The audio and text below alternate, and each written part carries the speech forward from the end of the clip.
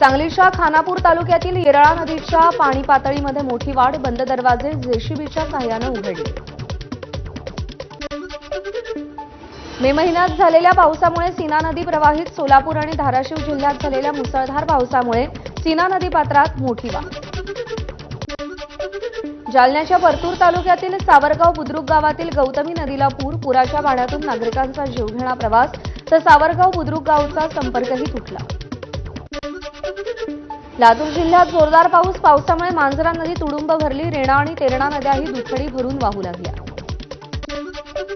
कोल्हापूर जिल्ह्यातील पंचगंगा नदीच्या पाणी पातळीत वाढ, गेल्या 24 तासात झालेल्या मुसळधार पावसानं पाणी पातळी 20 फूट 3 इंचावर, तर पंचगंगा घाट परिसरात अनेक मंदिरं पाण्याखाली।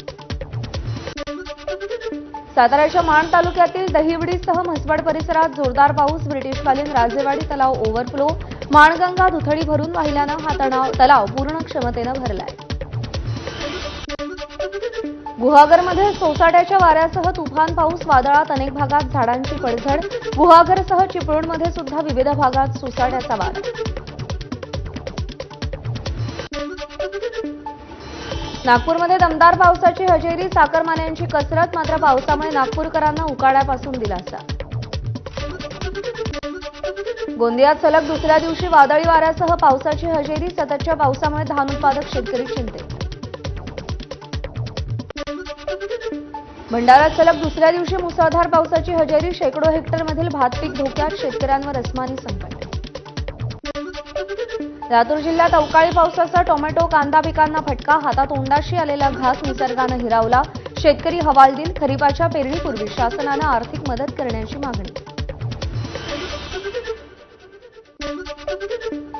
नाशिकच्या मनमाडमध्ये पावसाची संततधार, मनमाड बाजार समितीमध्ये कांदा उत्पादकांचे हाल, लिलाव शेड नसल्यानं कांदा पूर्णतः भिजला।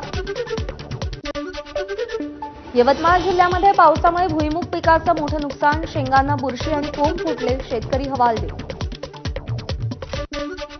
रायगडच्या खोपोलीमध्ये आपत्ती व्यवस्थापनाचं मॉकड्रिल, सुभाषनगर दरडप्रवण क्षेत्रामध्ये जिल्हा प्रशासनाकडून मॉकड्रिल, आपत्कालीन यंत्रणांच्या सज्जतेची चाचणी घेण्यासाठी मॉकड्रिलचं आयोजन।